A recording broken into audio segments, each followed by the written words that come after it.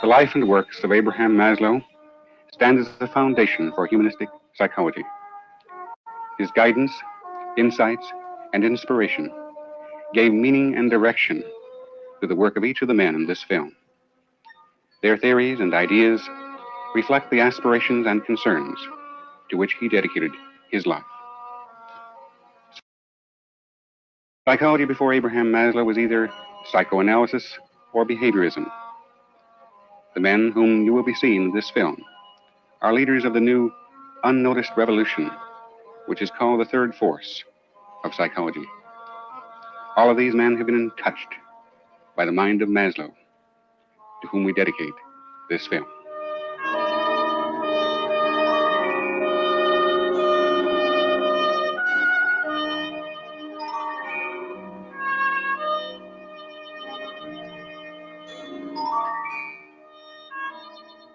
We begin our film by asking Dr. Maslow about the history of the development of his concept of self-actualization. Well, to go back to 1935, which is the best place to start, when I came into New York City from the University of Wisconsin and was exposed to all sorts of people, all sorts of ideas, to anthropology, I started writing a book on abnormal psychology, and the question of normal people came up there. What I did was, without thinking of this as a research, but sort of as a private interest, just the way one does things unofficially, was to just hang around with people that seemed to me to be unusually strong or lofty, I remember was a word I used, or big, I remember was a word that I thought of then. And there were such people around. I picked them out and then unofficially just hung around. Two of them were very admired teachers, and I tried to understand them simply. At first they were a puzzle. They behaved in a way that I couldn't quite understand. I tried to figure it out. And that was about the way it started. It became, you might say, a theory, a generalization, when I found for these first two that I was trying to understand, these lofty people, that when I had written to myself in my journals descriptions of each of them, I kept on trying to figure them out. And then one day, this big, wonderful click happens when the two descriptions melted into one. And there was a theory. It was a generalization. It was no longer just a hobby or a casual, personal thing, but it became something which suddenly clicked in with all sorts of other things, with the one lecture that Max Wertheimer, in his seminar at the New School, one lecture that he had, in which he had introduced us for the first time to Taoism, which I had hardly heard about before. He called it Being and Doing, and it was very important for me. It was an extremely important lecture.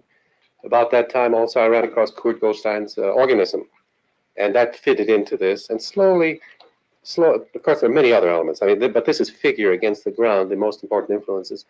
And then as I worked on this abnormal psychology book and decided to have a chapter on the normal personality, because I figured psychotherapy ought to be for something, and my question was, where is it going? What's it all about? What's it for? And found to my amazement that there was no literature on normality or health, nothing. This kept on growing then, and I got more and more excited, of course, and sought out more and more individuals, tie this in with my great heroes from the past, the ones that I loved very much, Jefferson, Lincoln, and so on. And in this way it grew. Essentially, this was a private thing. It was sort of, that is for a scientific psychologist, for a laboratory man. This was, I didn't think of it as science. It was my private, like my private hobby, you might say. But then it slowly began to come into focus because I talked about my private hobbies, you might say, with my classes at Brooklyn College. And I lectured around and chatted and discussed and so on until I worked it up pretty well and then let it sit. That wasn't published until 7 years later, partly because it didn't fit. I still wasn't emancipated from the conception of science. Psychology is a science that I had learned out of my work with animals and with learning and conditioning and so on. But it clicked when Werner Wolf asked me, we had talked about it, and he had a new journal, and then he asked me if he might publish it. I was a little timorous because here I was going to lose my reputation, for fuzzy work and non-scientific work and so on. But I did it with some timorousness, some fear, and that was about the way it was. And then all sorts of things kept coming in, other people, other subjects, other ideas, and I've been drawing milk out of it ever since. It's what it amounted to for me was learning to see through the eyes of lofty people. So I learned slowly to see things the way they did, to understand what motivated them, to understand what they valued and what they didn't value, and to perceive the motivations, the emotions, the humor, on this very, very interesting business of the mystical experiences that they reported, to my total surprise.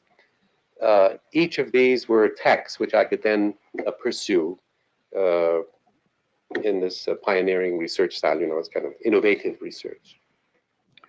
Gardner Murphy was an early pioneer, a contemporary of Abraham Maslow. In his book, he talks about the 4 stages in the creative process: immersion, organization, inspiration, and evaluation. It seemed to us to be worthwhile to try a brief 7-league boots journey through the history of some phases of the human potential. It was almost universally agreed that there were 4 stages in all human creativity. There was first a love of a certain person or place or idea or symbol or tone or color. There was something from which the response to beauty and to love could be nourished forward. That we can still be grateful for as a central idea. Creativity doesn't spring out of dust, it springs out of life. The second idea was that the small child builds up within himself patterns of color or tone or rhythm. The third idea was that when a storehouse of beloved material, colors or tones or pictures or persons, has been coordinated in the child's mind, there are periods of sudden creativity, a leap, a creative flame, appearing perhaps in a great moment of a sunset or in a moment of love. And then when the great creative moment, the Fifth Symphony, has taken shape, there's still, as we know from the Beethoven manuscripts, a long period of working it through and making it social, that is, making it more than a personal message or something that others can share. Carl Rogers, also a contemporary of Maslow, in his work as a therapist, combined the work of the tough-minded scientist with the sensitive work of the therapist. Well, I think that if I were to try to figure out what the kind of a contribution I've made to psychology, if I've made any, it is that I bring together 2 quite extremely divergent views. On the one hand, through 30 years of experience as a clinician, I've really been very close to some of the most sensitive and subjective and inner aspects of individual lives. And then on the other hand, I seem to always be trying to bridge the gap between being a clinician and being a scientist. And the part of me that is interested in science insists on trying to bring these highly subjective and very delicate and ephemeral phenomena within the realm of objective investigation. And I don't know whether I have really been too successful in that, yet I do feel that it's in that kind of a realm that psychology is going to advance, if it's going to advance at all. I think we've got to be much more clearly aware of what goes on in the inner lives of individuals, and then have got to use ingenuity that we haven't used in the past in trying to find ways of objectifying those inner phenomena and of making a real science out of them. So that I am not in favor of what's often thought of as the hard-headed science of psychology until it gets to the point where it is able to include the subjective phenomena that I feel are actually most important. So it's this division within me between the, I hope, sensitive clinician and the hard-headed scientist. It's the working out of that conflict that has been the course of my own life work. Rollo May, also a contemporary of Maslow, is a psychoanalyst by training who has become a humanist and existentialist. In the following sequence, he describes his changing viewpoint. Dr. May, we're interested in the field of psychoanalysis and also the newly developing movement of existentialism. And you represent the man who bridges the gap between these fields. Could you tell us about how you see yourself fitting in here? Yes. Well, I think that Freud made a tremendously important contribution to our understanding of human beings by his enlargement of the dynamics of life. His discovery of the unconscious is really a way of saying that human beings are infinitely more powerful, more evil, more good, more creative than Victorian man had believed in his narrow categories. Now, the great error of Freud was his endeavor to base this enlarged view of man and man's potentialities on 19th century biology. Now, I always, as a psychoanalyst, though I valued greatly this technique, believed that the view of man was what was wrong, and that we had to rediscover an understanding of the human being as human, as the qualities that aren't based upon our relationship with instinctual thought, but the qualities that make man distinctively man. Qualities of freedom, responsibility, will, decision, and the higher levels of consciousness. Now, this is what the existential movement has stood for. I was an existentialist long before I ever heard of the movement. It's an endeavor to take man as human and take the qualities of responsibility, freedom, as basic. Now, I think that this can be allied, and needs to be, with the depth insights of psychoanalysis. And this is what I, as a humanist, in many ways the term humanist is better than existential in this category, I, as a humanist, am devoted to doing. Paul Tillich was the greatest theologian of his time. His book, The Courage to Be, best describes the humanistic goal for the life of man. Dr. Tillich, the problem of man today has been called the management of his anxiety, and you've written this book called The Courage to Be. Could you tell us what you mean by this?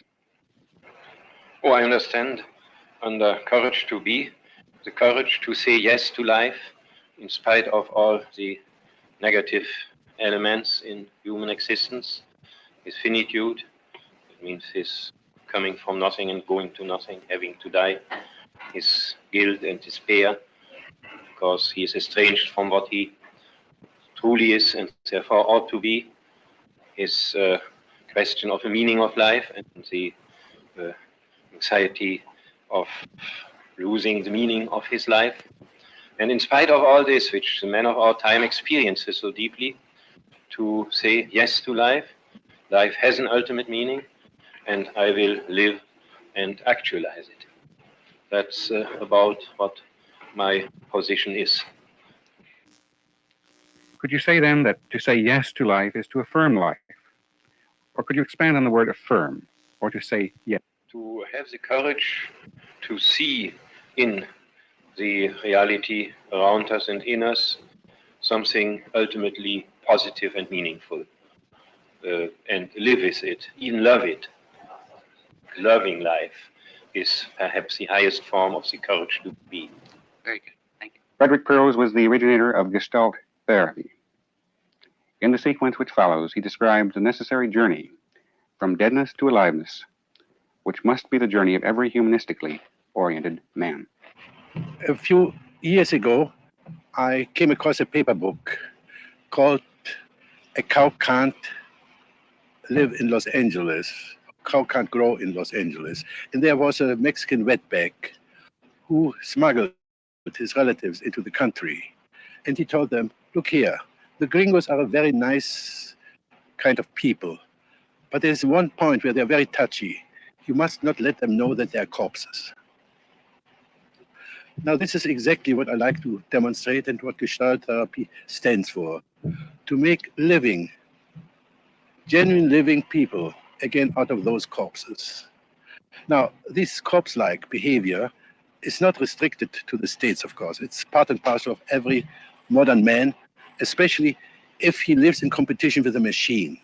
He has to be without emotions like a machine. He has to be reliable, and he has to be without individual intentions, wishes, and so on. Now, the life of those people become very boring, empty. And the result is more and more dissatisfaction, more and more creation of artificial entertainment called fun. We have replaced fun for happiness. Genuine encounter, genuine being together, love by public relations, and so on and so on. Now, all I try to do is now to get hold of finding out how we have petrified our being into a character, playing a role, often playing a phony role without any support from our heart, without any support from our wish to be, to live, to breathe. So when we start to work on this, of course, we come first across these roles we are playing, the deadness, the desert. And it's very difficult for us to realize, to accept the fact that we are dead, that we are missing out on being alive, of being human again. Viktor Frankl, the originator of the school of logotherapy, writes about man's search for meaning, which has had such a profound effect on American humanistic psychology. Let's now speak of happiness in general. Let's take up the American concept of pursuit of happiness. My contention is that it is the very pursuit of happiness that makes and accounts for failure. And this is due to the following fact. As I see it, man is primarily motivated by his will to meaning, that is to say, due to his self-transcendent property, striving, one could say, for a reason to be happy, be it that he has encountered another human being through love, or that he has fulfilled a meaning, that is to say, through work in the service of a cause beyond ourselves, a cause greater than ourselves. But primarily, man is not concerned with anything within himself, but something or someone outside himself. Now, once he has established such a reason to be or to become happy, I would say happiness is established as a byproduct by way of a side effect. In other words, happiness must ensue. And that is why it need not be pursued. But how come that it cannot even be pursued? That this pursuit of happiness is doomed to failure? This is due to the fact that to the same extent we are concerned with happiness itself, directly striving for it, making it our target, aiming at it, to the same extent we necessarily must lose sight of any reason to be happy, and therefore happiness itself must fade away. This is why, although I'm very sorry, I simply must contradict a paragraph in the American Declaration of Independence, because I deem the pursuit of happiness is self-defeating. Alan Watts is a contemporary important philosopher who has given man's search for identity new meaning. In the following sequence, he talks about the term unconscious in a different way. It seems to me that the psychotherapist today is confronted with two sorts of problem that are really rather novel for him. Because to a very great degree, he's taking the place of the priest. Now, he's not just a specialist who is dealing with deviant and aberrant forms of human being. He is becoming increasingly the guide, philosopher, and friend to people who would ordinarily be considered average and normal. Now, in this position, it seems to me that he's dealing very largely with the problem of man's sense of identity. That is to say, who the average individual feels that he is, what he feels that he is. And in this respect, you see, the average individual has a problem because he's confronted with what Erich Fromm has called alienation. Alienation is the sense of feeling estranged from everything outside yourself. The sensation of confronting a social world and a natural world that is foreign to you and that stands over against you as something to be mastered. Now, this is a way of sensing one's existence that is in a special way peculiar to members of the Western world. To feel that I am a mind or a self enclosed in a wall or bag of skin, confronted by an external world that is not me. Now, more and more, the psychotherapist begins to be aware that this is a false sensation, that it's some kind of way of feeling into which we have been tricked by our education and by our upbringing. We, for example, ignore the fact that the individual and his environing world go together in the same way that two sides of a coin, the back and the front, go together, or that a figure and its background go together. You can't have one without the other. For example, you're looking at me, and if you could see nothing outside the outline of my head, you wouldn't be able to see my head. You would see eyes and nose and mouth, but the head you would not see. In order that there should be this outline confronting you, there must be, together with it, the background, which in our ordinary logic is not the head. But the head and its background, if we are to see them, go together.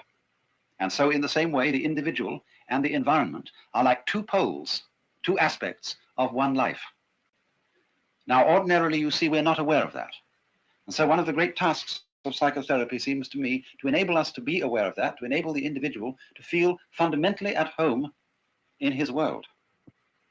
And in this way, he comes to have a new grasp, a new dimension to the meaning of what used to be called the unconscious, the importance of making the unconscious conscious. Because you see, in the old schools of psychotherapy, whether they're of Freud or whether they're of Jung, the unconscious has largely been thought of as something within us, a sort of depth.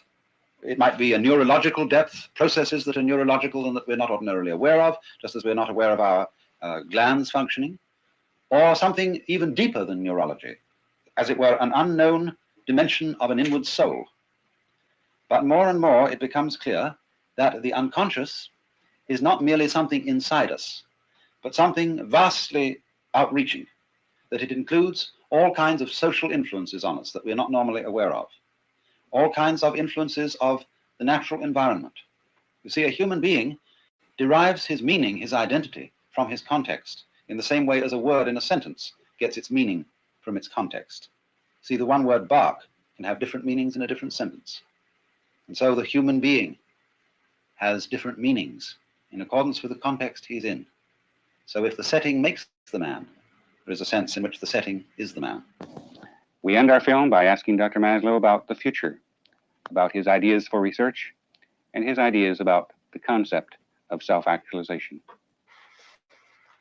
Yes, I'd enjoy speaking about that. I think some things ought to be cleared up.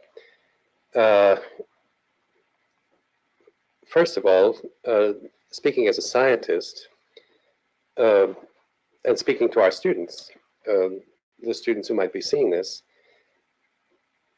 let me say it this way, that I thought of myself in this situation, as in others. I like pioneering. I like breaking open a new field. I get bored with it when it gets settled. And this sometimes looks, if you have a limited notion of science, this looks like, well, it's unscientific. Now, by the criteria of good scientific research, this is certainly not the finished research. It's not even a good research. I prefer to use the word investigation, exploration. Now, for me, obviously, the next step is research. They could be called, all of them, a set of hypotheses, plausible on the basis of one person's investigation of a group of people. But of course, they have to be checked. They have to be confirmed and disconfirmed.